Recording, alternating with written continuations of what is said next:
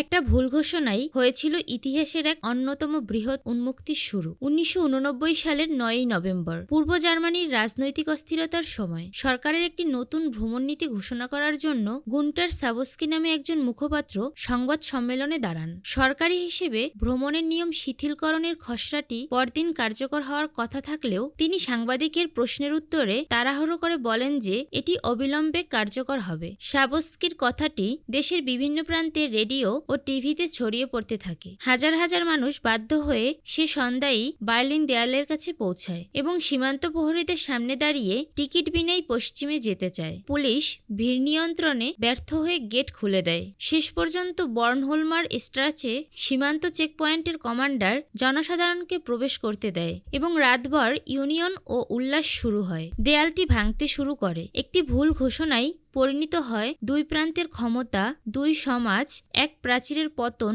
এবং শীতল যুদ্ধের এক যুগান্তকারী অধ্যায়ের সমাপ্তি হিসেবে।